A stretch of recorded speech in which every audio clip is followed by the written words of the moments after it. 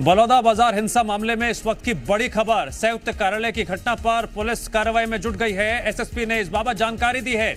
अब तक 7 लोगों के खिलाफ एफआईआर दर्ज की जा चुकी है। आरोपियों को पकड़ने के लिए 12 पुलिस की टीम गठित की गई है। सीसीटीवी फुटेज खंगाले जा रहे हैं। वीडियो के आधार पर आरोपियों की धरपकड़ लगातार तेज की जा रही है। जो जानकारी अब तक सामने आई है उसके मुताबिक करीब 200 लोग गिरफ्तार किए गए हैं।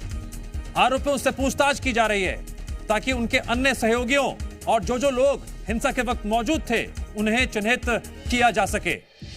तो कल की जो तस्वीरें सामने आई थी कलेक्टर कार्यालय से, उसके बाद अब एक्शन में सरकार, एक्शन में प्रशासन, गिरफ्तारी भी हो रही है, कानूनी कार्रवाई भी जारी है।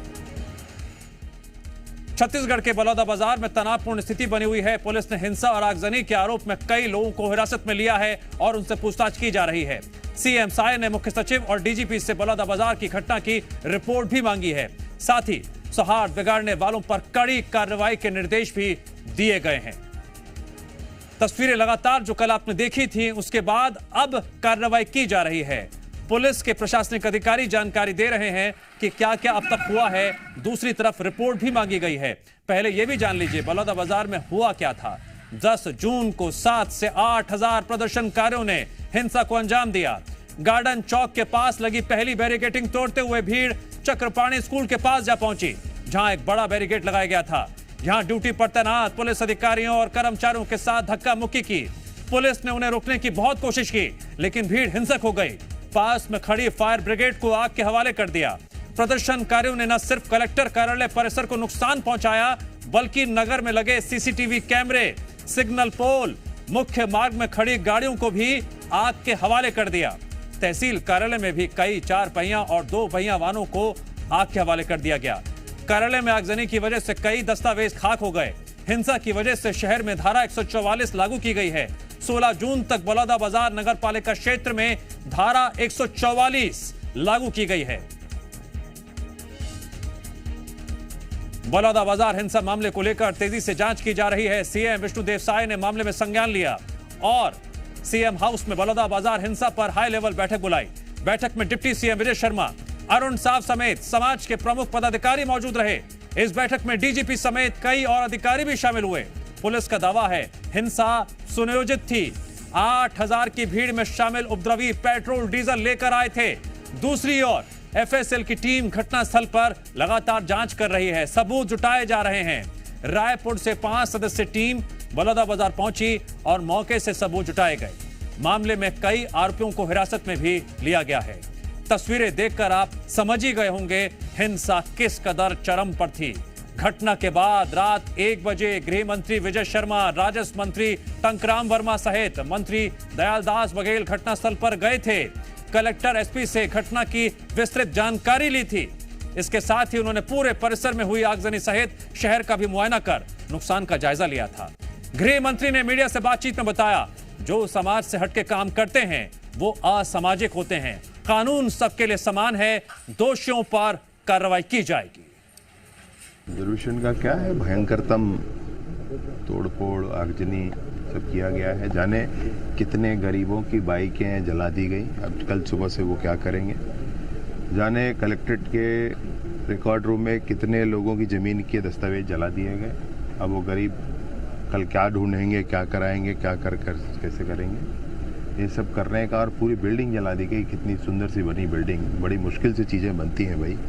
सरकारी संपत्ति को ऐसे बर्बाद नहीं किया जाता है। सभी तरह की चर्चा के बाद न्यायिक जांच की घोषणा माननीय मुख्यमंत्री जी के निर्देश के आधार पर कर दी गई थी और न्यायिक जांच की जो घोषणा हुई थी उससे समाज संतुष्ट भी था। समाज में के प्रमुख लोगों ने यह कहा था कि ये पर्याप्त है। बलौदा बाजार हिंसा मामले में एक तरफ साय सरकार जांच की बात कह रही है, दूसरी तरफ मामले में सियासत भी शुरू हो गई है। बलौदा बाजार हिंसा को लेकर पूर्व मंत्री शिव डहरिया ने बीजेपी सरकार पर निशाना साधा। उन्होंने इस हिंसा के लिए बीजेपी सरकार को जिम्मेदार ठहराया। छत्तीसगढ़ शांति और सद्भावना का गढ़ रहा है। कल बलौदा बाजार में जो घटना हुई है उस घटना की जितनी निंदा की जाए उतनी कम है।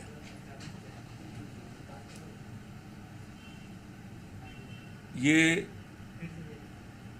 जिस तरह से ये घटना घटित हुई है, बहुत चिंता का विषय है। जहां तक घटना की बात है, सरकार ने इस घटना को बेहद गंभीरता से लिया है। माननीय मुख्यमंत्री जी ने कल उच्च स्तरीय बैठक करके घटना की विस्तृत समीक्षा की है और जिन तत्वों ने, उपद्रवियों ने इस प्रकार से जो उत्पात मचाया है, उन पर कड़ी से कड़ी कार्रवाई किए जाने के निर्देश दिए।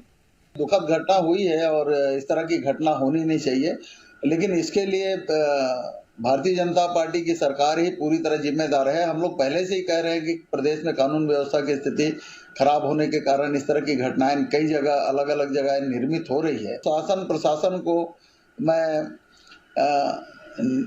भारतीय जनता पार्टी की सरकार से मैं कहना चाहता हूं कि इस तरह की घटनाएं ना हो, उसके लिए काम सरकार को करना चाहिए और कानून व्यवस्था को सुधारने का काम सरकार का विषय है। हिंसा और आगजनी के बाद अब कार्रवाई की बारी है। रायपुर में हाई लेवल बैठक हुई है, दिशा निर्देश अधिकारियों को भी दी जा रहे हैं। फिलहाल क्या स्थिति है, रायपुर से मॉनिटरिंग जिस तरह से हो रही है, ज्यादा जानकारी के लिए जुड़ गए हमारे साथ राजेश निषाद, जी मीडिया संवाददाता। राजेश, अब रायपुर से लगातार मॉनिटरिंग भी की जा रही है, दिशा निर्देश भी दिए जा रहे हैं, इसको लेकर क्या अपडेट है? जी बिल्कुल, निश्चित तौर पे देखिए काफी बड़ा ये उग्र प्रदर्शन था और जिस तरह का प्रदर्शन हुआ उससे कई आगजनी की घटनाएं भी हुई है और कई दस्तावेज जल के खाक हो गए हैं। लेकिन अब इसकी पूरी जो मॉनिटरिंग है वो राजधानी रायपुर से किया जा रहा है। कल भी जब घटना हुई तो अतिरिक्त बल जो है वो राजधानी रायपुर से भेजे गए थे। इतना ही नहीं बल्कि रायपुर के 33 थानों के तमाम थानेदारों को भी बलौदाबाजार भेजा गया था। लेकिन आज देखिए महत्वपूर्ण बैठक मुख्यमंत्री निवास में की गई, जिसमें दोनों डिप्टी सीएम समेत कुछ मंत्री जो हैं वो भी मौके पर कुछ मंत्री जो है वो भी मौजूद थे। साथ साथ जो समाज के जो प्रमुख है, सतनामी समाज के जो प्रमुख पदाधिकारी हैं वो भी इस बैठक में शामिल थे, जिन्हें मुख्यमंत्री ने उनसे चर्चा की, समाज प्रमुखों से उनका हालचाल जाना और उनकी जो मांगे हैं उन्हें लेकर के भी विस्तृत बातचीत की गई है। और साथ साथ मुख्यमंत्री ने यह भी बात कही है कि उनसे अपील भी की है कि सौहार्द बनाए रखे, किसी तरह का हिंसा जो है वो उचित नहीं है, बातचीत से भी हल निकाला जा सकता है। इसके अलावा जो उप मुख्यमंत्री अरुण साव भी वहां पे मौजूद थे, उप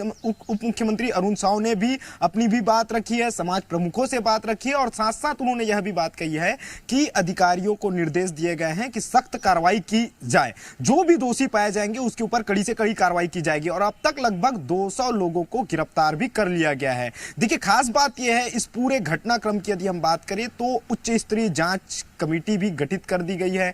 एक दिन पहले ही डिप्टी सीएम विजय शर्मा ने घटना को लेकर के जांच के निर्देश जारी कर दिए गए थे। लेकिन अब जिस तरह की जो स्थिति बलौदाबाजार में जो बनी हुई है उसकी पूरी मॉनिटरिंग जो है राजधानी रायपुर से मॉनिटरिंग हो रही है। बलौदाबाजार में इस वक्त क्या स्थिति है, ज्यादा जानकारी के लिए जुड़ गए जी मीडिया संवाददाता देवेश साहू। देवेश, आप लगातार कल से इस खबर को कवर कर रहे हैं, तस्वीरें भेज रहे हैं, हालात बेहद ज्यादा कल बिगड़ गए थे, अब जांच भी हो रही है, कार्रवाई की बात भी की जा रही है। जरा यह बताइए कि बलौदाबाजार में आज क्या तस्वीर निकलकर सामने आई और जांच की बात कहां तक पहुंच पाई है?